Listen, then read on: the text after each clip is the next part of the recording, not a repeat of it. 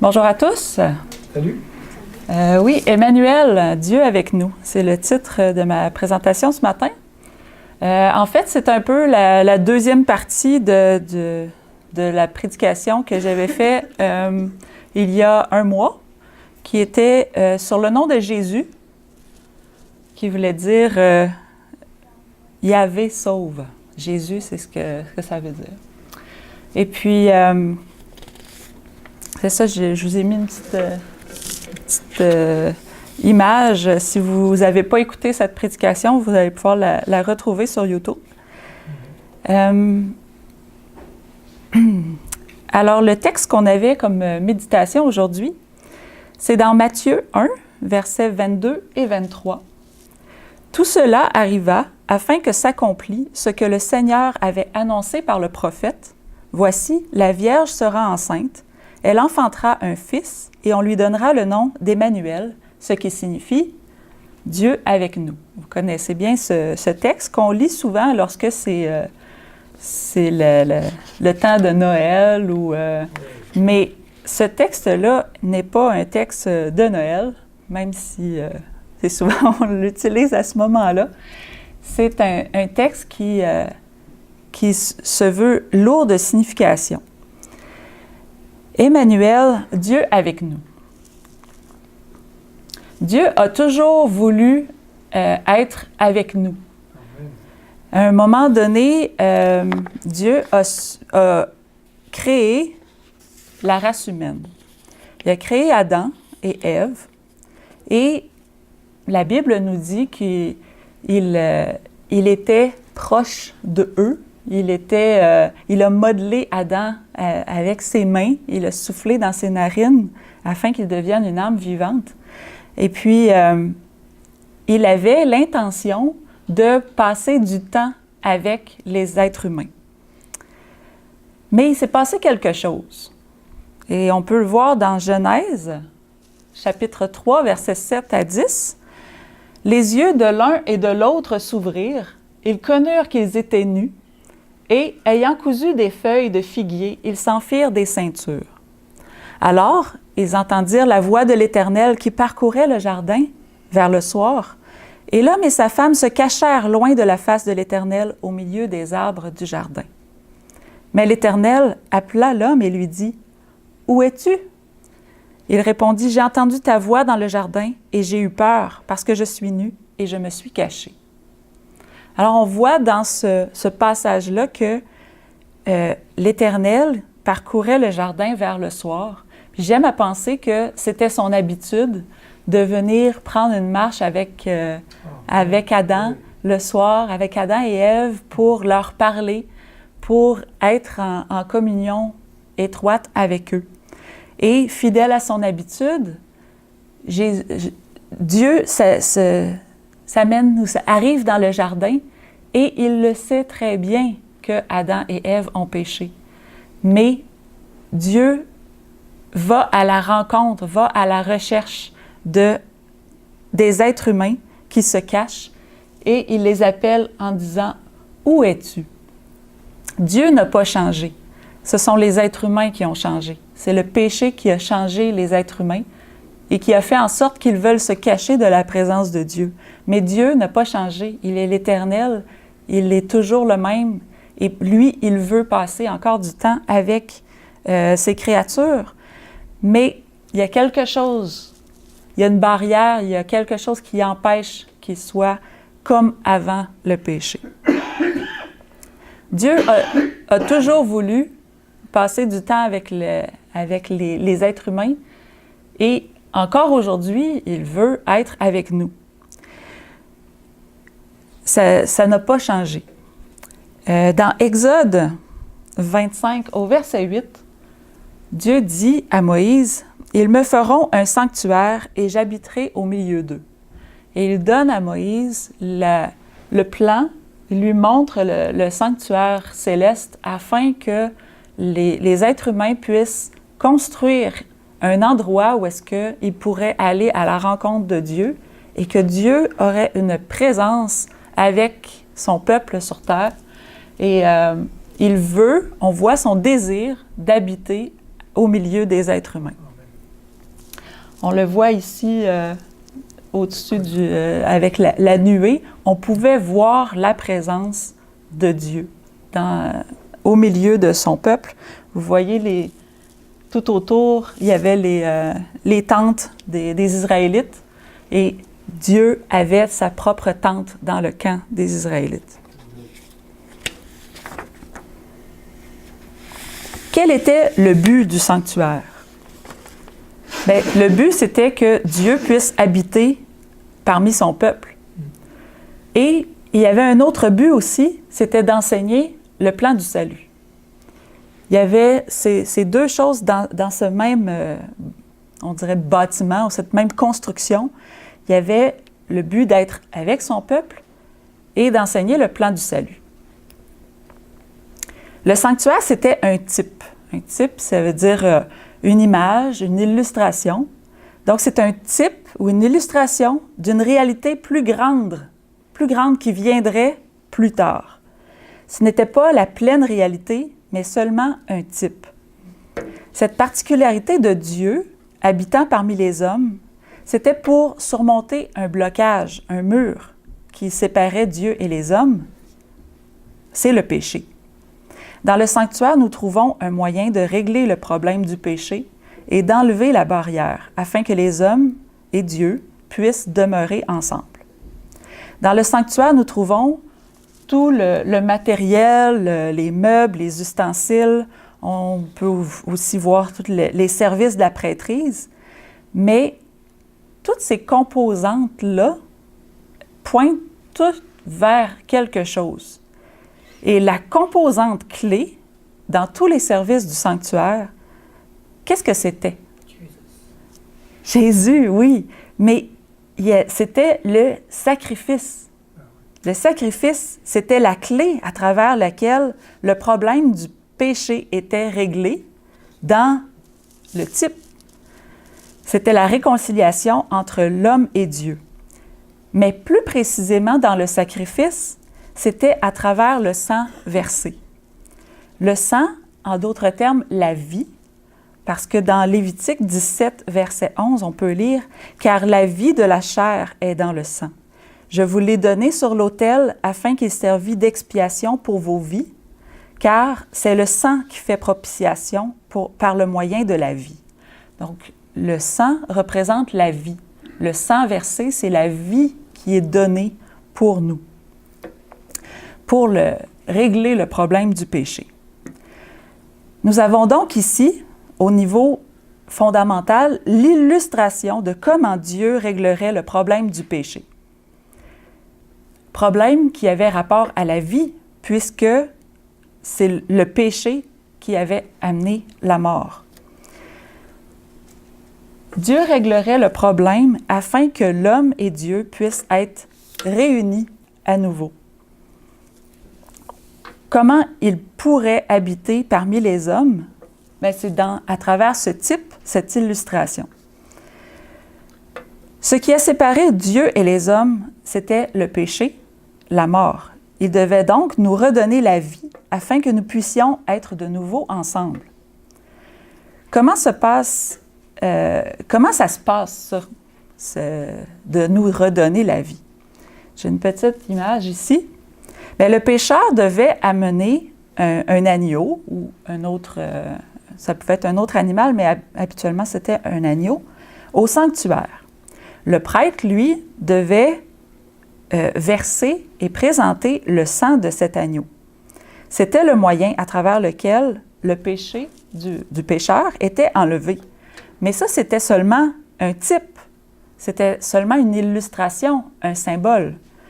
Le sang n'enlevait pas le péché de la personne. C'était un rituel exprimant qu'il croyait à une plus grande réalité qui s'accomplirait un jour. Gardez ça à l'esprit.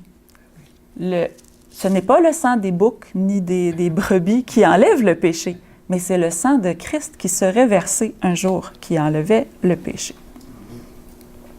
On lit aussi dans Exode, au chapitre 24, versets 7 et 8. Je l'avais écrit ici, mais je vais le lire ici avec vous. donc Moïse, dans l'histoire, il prit le livre de l'Alliance et le lut en présence du peuple. Et ils dirent, « Nous ferons tout ce que l'Éternel a dit et nous obéirons. » Moïse prit le sang et il le répandit ou en fit l'aspersion. Certaines versions disent en fit l'aspersion sur le peuple, en disant, « Voici le sang de l'Alliance de l'Éternel, que l'Éternel a fait avec vous, selon toutes ses paroles. » Donc, qu'est-ce qui se passe ici? Bien, ça semble un petit peu horrifiant, un peu, on dirait dégueu, québécois, particulièrement pour ceux qui étaient dans les premières rangées en avant, parce que qui est-ce qui aimerait recevoir du sang de taureau un peu partout, dans le visage, les cheveux, les vêtements? Moi, personnellement, je me souviens avoir déjà reçu de l'eau bénite à l'église, puis j'avais pas particulièrement aimé en recevoir d'en face. C'était, j'avais trouvé ça un peu ordinaire comme façon de faire. Je comprenais pas tout à fait pourquoi le curé faisait ça. J'étais un peu jeune d'ailleurs. Mais imaginez, Moïse prend le sang du taureau et fait l'aspersion sur le peuple. Dans cette scène, il y a une représentation d'une vérité spirituelle très importante. Moïse aspergeait ou faisait l'aspersion du sang ou de la vie sur le peuple. Comment est-ce qu'il a appelé ce sang-là? Il prit le sang, il dit « Voici le sang de l'Alliance ». Donc, il prend le sang de l'Alliance, le sang qui serait versé un jour pour faire alliance avec le peuple. Le peuple dit, on va faire tout ce qui est écrit dans la loi. Donc, on va obéir 100% aux commandements, on va obéir à tout ce que Dieu nous demande. Et cette promesse-là est scellée par le sang, donc par la vie. Mais on sait bien qu'ici, c'était un type, une illustration d'une réalité plus grande, de ce que Dieu voulait faire. Il recevait la vie par ce sang répandu pour régler le problème du péché, pour réunir l'homme et Dieu.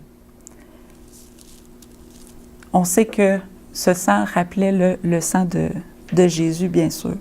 Ce n'est pas dans le sang des taureaux qu'on retrouve cette vie. Cependant, il y avait des lacunes dans le type. La première qui me saute aux yeux, je crois que c'est dans... Oui, c'est ça. Je vais avancer. La première qui saute aux yeux dans le sanctuaire, c'est que quand Dieu dit « Ils me feront un sanctuaire et j'habiterai au milieu d'eux », l'image est belle, hein, ici, on voit, j'imagine de nuit comment ça pourrait avoir l'air. Mais si quelqu'un dans la tente au bout, là-bas, dans le fin fond, voulait être en présence de Dieu, qu'est-ce qu'il faisait dans sa compréhension? Il devait aller là, aller dans le sanctuaire. Donc, il y a quelque chose que c'est... On dirait, mais Dieu veut habiter au milieu de nous. Oui, il est au milieu, mais aujourd'hui, on a accès à bien plus excellent que cela, parce qu'on n'est pas obligé d'être ici physiquement pour avoir une relation ou une communion avec Dieu. Alors que dans cette image, les gens qui voulaient être en présence de Dieu devaient s'approcher et aller dans la tente. Mais qui pouvait entrer dans cette tente? Les sacrificateurs. Les prêtres pouvaient entrer dans le parvis, dans le lieu saint. Seul le souverain sacrificateur ou le grand prêtre pouvait entrer jusque dans le lieu très saint. Mais vous et moi, où pouvions-nous aller? Bien, certains d'entre vous pourraient aller jusque dans le parvis. Mais moi, j'en serais exclue parce que les femmes n'entraient pas dans le parvis. Alors, il y a des lacunes, il y a des des choses, il y en a qui ne sont pas contents, mais c'était toutes des illustrations. Il y avait quelque chose qu'on devait comprendre à travers cela. Mais maintenant, dans Apocalypse 1, verset 6, on peut lire « Il a fait de nous un royaume, des sacrificateurs pour Dieu son Père, grâce à Christ. » Donc, nous pouvons nous présenter devant Dieu et nous pouvons intercéder pour les gens autour de nous. Donc, ce qu'on ne pouvait pas faire, monsieur, madame, tout le monde, dans cette image, nous sommes appelés à être ces prêtres qui intercèdent pour les gens autour de nous. La deuxième chose qu'on peut remarquer, c'est que le grand prêtre pouvait entrer seulement une fois par année. Et pas, il ne restait pas là pendant un mois. C'était un jour, une fois par année, dans le lieu très saint. Mais dans la réalité, on sait que Dieu avait prévu quelque chose d'encore plus merveilleux. Ça, c'était un moyen pédagogique pour nous enseigner le ministère de Christ. Mais nous savons maintenant que depuis 1844, Jésus est entré dans le lieu très saint et il présente ses mérites devant Dieu et il est dans un ministère de purification de son peuple. La troisième petite chose que j'ai notée, c'est que la présence de Dieu était visible. On le voit, tantôt on a vu la nuée, là c'est la colonne de feu. De jour, de nuit, on voyait la présence de Dieu qui était visible. Je dirais, ça c'est presque un avantage de savoir que Dieu est là. Mais ça a un effet un peu subtil que de ne pas avoir l'impression que Dieu pourrait nous voir de partout. C'est que Dieu nous voit et on peut maintenant exercer notre foi encore plus de façon plus parfaite parce que eux devaient exercer la foi que Dieu était représenté ou sa présence était dans cette colonne de feu ou de nuée. Mais nous, on doit avoir encore cette foi encore plus aiguisée de voir la présence de Dieu, même si on ne le voit pas par nos yeux.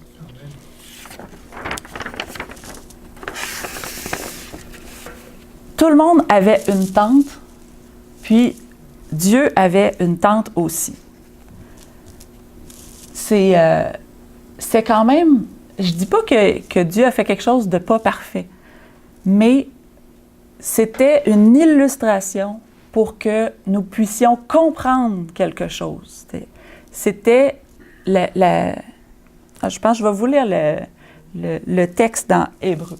« Car la loi, ayant l'ombre des biens à venir, non l'image même des choses, ne peut jamais, par les mêmes sacrifices que l'on offre continuellement chaque année, rendre parfaits ceux qui s'approchent. » Alors, c'est pour dire que c'était une image, mais que ce n'était pas la réalité.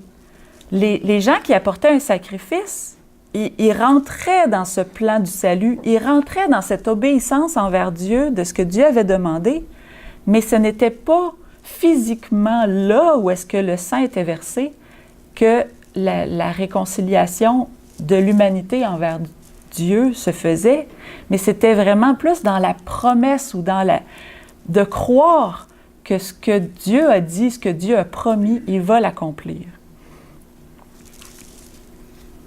Donc, c'était une ombre, c'était quand je marche et que derrière moi, il y a cette ombre que le soleil, que je fais avec le soleil, ce n'est pas moi qui est au sol, mais c'est fidèle à moi si je bouge, mon ombre bouge.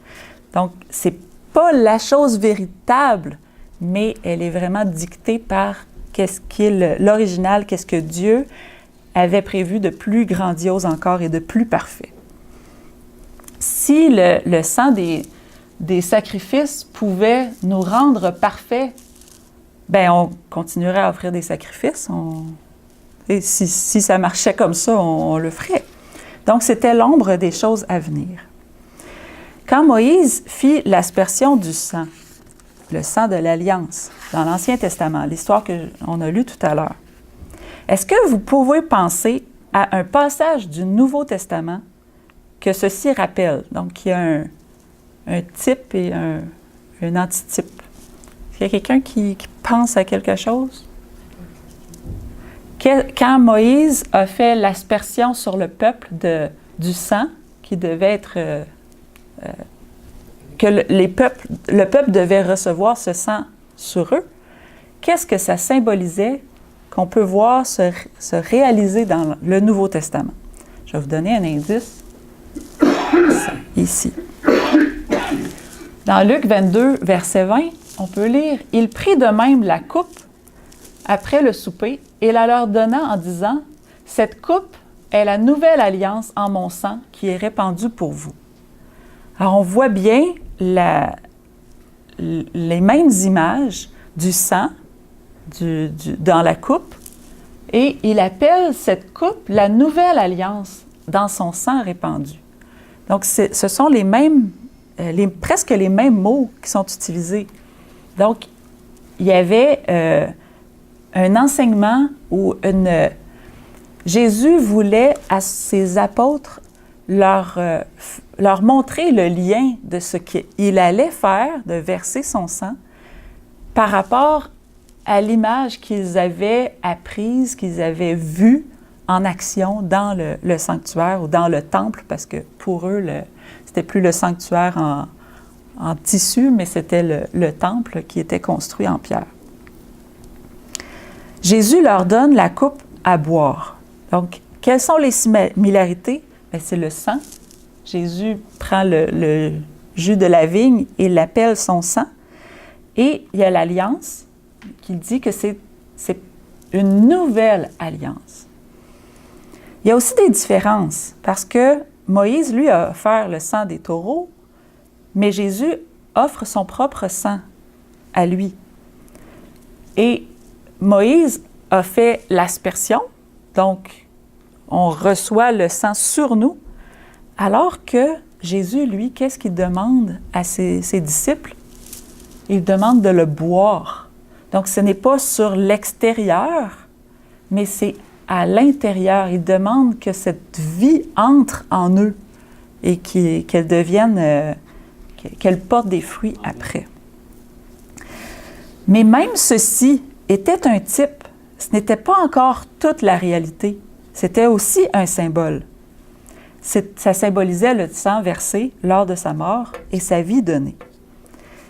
Sa vie donnée afin que nous ayons la vie. Jésus, vous le savez, était Emmanuel. Il était le moyen par lequel Dieu habitait parmi les hommes. Il était le sanctuaire de Dieu parmi les hommes. Il dit dans Jean 14, verset 9, « Celui qui m'a vu a vu le Père. » Il dit aussi dans Jean 2, verset 19 et 21, « Détruisez ce temple, et en 3 jours je le relèverai. » Il parlait du temple de son corps. C'est d'ailleurs l'accusation avec laquelle ils ont tenté de condamner Jésus. Si vous vous souvenez bien, le soir de son arrestation, ils essayaient de trouver un motif pour le mettre à mort. Et certains sont venus en disant, il a menacé le temple, il a dit qu'il allait détruire le temple. Bien sûr, les principaux sacrificateurs et le Sanhédrin étaient horrifiés à l'idée que quelqu'un puisse menacer leur temple, un bâtiment, un type de Jésus-Christ, le Fils de Dieu, habitant parmi les hommes et réconciliant les humains avec Dieu. Ils préféraient mettre à mort cet homme, celui-là même que le temple représentait. Ils préféraient un temple de pierre à la pierre vivante. De même, lorsque Étienne rendait son vibrant témoignage, c'était au moment où il parla que le Dieu Très-Haut n'habite pas dans ce qui est fait de main d'homme, mais qu'il se choisit et construit lui-même son lieu d'habitation, qu'ils prirent des pierres pour le lapider. Le sanctuaire et ses rituels avaient un côté rassurant, avec tout ce qu'il y avait à faire, mais ils n'étaient que des symboles de quelque chose de plus grand et de merveilleux. Ils annonçaient Emmanuel, Dieu avec nous. Jésus-Christ est le moyen à travers lequel Dieu, le Père au ciel, peut être avec nous sur la terre. La Bible ne se termine-t-elle pas ainsi? Si on tourne dans Apocalypse, chapitre 21, verset... j'ai marqué 2 à 3, mais c'est 2 à 4. « Et je vis descendre du ciel, d'auprès de Dieu, la ville sainte, la nouvelle Jérusalem, préparée comme une épouse séparée pour son époux. » Quelle belle image! « Et j'entendis du trône une voix forte qui disait, « Voici le tabernacle de Dieu avec les hommes. Il habitera avec eux et ils seront son peuple, et Dieu lui-même sera avec eux. Il essuiera toute larme de leurs yeux et la mort ne sera plus. Et il n'y aura plus ni deuil, ni cri, ni douleur, car les premières choses ont disparu. » Ce n'est pas la ville, le tabernacle, parce que des fois, on lit, puis on associe des idées, mais ce n'est pas ce qui est écrit. Ce n'est pas la nouvelle Jérusalem, la ville sainte, qui dit ici, « Voici le tabernacle de Dieu avec les hommes. » Ce n'est pas lorsque la ville descend que Dieu dit « Voici le tabernacle », comme si c'était le sanctuaire dans l'Ancien Testament qui « Voici le sanctuaire, habitation de Dieu parmi les hommes ». Non, ce qu'il présente d'une voix forte, « Voici le tabernacle de Dieu avec les hommes », il présente Christ. Il présente l'agneau de Dieu qui enlève les péchés du monde. Il dit « Il habitera avec eux, ils seront son peuple ». Ce n'est pas la ville, le tabernacle, c'est Christ. Ce n'est pas la ville non plus qui essuie les larmes de leurs yeux et qui enlève toute la mort, les deuils, les cris, les douleurs. Non, c'est Christ. Avant le péché, Adam pouvait être en présence de Dieu. Mais après le péché, ce n'était plus possible. C'est pourquoi nous avions besoin du second Adam, Jésus, le Fils unique du Père donné, afin que quiconque croit en lui ne périsse point à cause du péché, mais qu'il ait la vie éternelle. Dans 2 Corinthiens 5, versets 17 à 19, on peut lire « Si quelqu'un est en Christ, il est une nouvelle créature. » On connaît bien ce texte. « Les choses anciennes sont passées, voici, toutes choses sont devenues nouvelles. » Et tout cela vient de Dieu, qui nous a réconciliés avec lui par Christ et qui nous a donné le ministère de la réconciliation. Car Dieu était en Christ, réconciliant le monde avec lui-même, en n'imputant point aux hommes leurs offenses, et il a mis en nous la parole de la réconciliation. Amen. Dieu qui nous a réconciliés avec lui par Christ. Il y a un autre passage du Nouveau Testament qui fait un parallèle aussi avec l'aspersion de Moïse sur le peuple. Je ne sais pas si vous le connaissez. Moi, je l'avais souvent lu, mais en passant dessus comme... Mais c'est comme si, avec ce que je préparais, j'ai relu ce verset et j'ai dit « Wow! J'avais jamais compris ça de cette façon. » C'est dans Jean, chapitre 20, verset 22. Ça nous dit « Après ces paroles, il, Jésus, souffla sur eux et leur dit « Recevez le Saint-Esprit. » La même image que Moïse envoie le sang sur le peuple, là, Jésus souffle sur eux l'Esprit. Il y a l'Esprit qui vivifie, c'est l'Esprit qui donne la vie. Et c'est vraiment... moi, je vois dans cette image que il voyait que ses apôtres ne comprendraient pas tout ce qui allait se passer par la suite, qu'il allait mourir, qu'il allait verser son sang, il allait être éparpillé et pas comprendre pourquoi leur sauveur, leur ami était mort, puis comme si... en tout cas, on a vu que ça a créé la débandade. Mais Jésus, déjà, leur dit... il leur a tout expliqué ces choses. Mais malgré tout, quand c'est arrivé, C'est la panique un peu. Qu'est-ce qui se passe? Et Jésus est mort avant qu'il ressuscite. Il ne savait pas. Là, il y avait la joie. Et puis là, il leur apparaît. Puis il leur explique tout ce qui s'est passé, tous les événements qui se sont déroulés. Je m'imagine qu'il a dû leur prendre tous les versets de l'Ancien Testament et faire des liens avec ce qui s'était passé dans sa vie. Et il leur dit, après toutes ces paroles, il souffle sur eux et il leur dit, recevez le Saint-Esprit. Ouvrez votre compréhension à faites des liens entre tout ce qui a été écrit et tout ce que vous avez vécu, parce que ce sont eux maintenant qui devaient enseigner aux autres. Ils devaient comprendre. Et si nous sommes ici aujourd'hui, c'est parce qu'ils ont reçu cet esprit et ils ont fait ce que Jésus leur a demandé. Ils ont été des témoins, ils ont raconté, ils ont expliqué, ils ont enseigné. Ceux qui n'ont pas accepté le ministère de Christ lorsqu'il était sur terre, bien, ils ont préféré éliminer Christ pour demeurer dans l'ancienne alliance. Mais en ce faisant, ils se coupaient de la vie. Car, on l'a vu tout à l'heure, il est impossible que le sang des taureaux et des boucs ôte les péchés.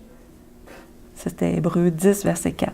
C'est pourquoi Christ, entrant dans le monde, dit « Tu n'as voulu ni sacrifice ni offrande, mais tu m'as formé un corps. » Hébreux 10, versets 4 et 5. En fait, vous pouvez lire Hébreux 10 au complet. Je l'ai relu hier soir avec cette compréhension, parce que des fois, on lit, surtout quand ça fait appel au rituel du sanctuaire, on ne l'a pas vécu, nous, on ne l'a pas vu en action. C'est toujours plus difficile, mais là, ce livre de la Bible hébreu s'adresse aux Hébreux qui avaient vu, qui l'avaient vécu.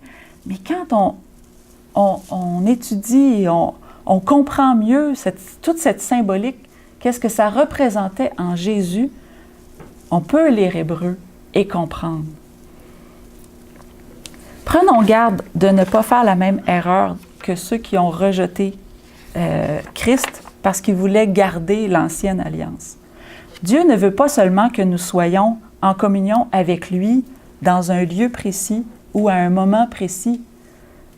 Il désire être en communion avec nous de manière beaucoup plus intime et constante, de sorte que son esprit, habitant en nous, nous soyons amenés à la perfection pour toujours. Hébreux 10, verset 14. Jésus voulait communiquer son esprit à ses apôtres parce qu'il savait qu'ils auraient besoin de cet esprit pour le ministère qu'ils avaient à faire. Parce que lui-même avait eu besoin de cet esprit pour son ministère. Dans 1 Jean 3, verset 9, il est écrit « Quiconque est né de Dieu ne pratique pas le péché, parce que la semence de Dieu demeure en lui, et il ne peut pécher parce qu'il est né de Dieu. » Il y a une semence en nous. La semence de Dieu demeure en lui. Qu'est-ce que c'est cette semence-là? Qu'est-ce qu'on reçoit en nous? C'est son esprit. Dans 1 Jean 5, verset 10, donc c'est quelques chapitres plus loin, il est dit « Nous savons que quiconque est né de Dieu ne pêche point, mais celui qui est né de Dieu se garde lui-même. » Ou d'autres versions disent « se maintient dans l'amour de Dieu et le malin ne le touche pas. » C'est pas ça qu'on souhaite, que le malin ne puisse pas nous toucher. Quand on est fatigué des épreuves, qu'on est fatigué de faire des erreurs, de faire de la peine aux gens qui nous entourent, de perdre patience, d'avoir des paroles qu'on regrette, c'est ça qu'on désire, que le malin ne nous touche pas. Et il nous donne le secret ici, il nous donne la clé. Quiconque est né de Dieu ne pêche point, mais celui qui est né de Dieu se garde lui-même dans l'amour de Dieu. Restons dans cet amour-là, restons dans ce petit cocon béni de Dieu. Christ ne veut pas que son sang couvre nos péchés. comme dans le symbole de l'aspersion. Il ne veut pas que son sang couvre nos péchés afin qu'on puisse continuer à pécher. Mais il veut nous purifier de l'intérieur. Il veut qu'on ait une transformation de l'intérieur vers l'extérieur. Il veut changer notre cœur. Toute réelle transformation commence par l'intérieur. Celle qui est seulement en surface, ça peut être beau sur une photo, mais pas de façon durable. Oui, des fois, ça peut être un moment où est-ce qu'une personne, est tellement merveilleuse, cette personne. Mais si cette personne est transformée de l'intérieur, ce ne sera pas juste un moment où est-ce qui va avoir été capturée, où est-ce que, était parfaite, mais ça va être une vie parfaite, une vie victorieuse, parce que Christ va habiter en nous. Il est Emmanuel, il veut habiter en nous. Prions pour mieux comprendre ce que Dieu attend de nous et ce que Christ a fait pour nous et veut faire en nous. Il veut être notre Emmanuel. Il veut être toujours avec nous. Qu'il nous garde toujours dans son amour.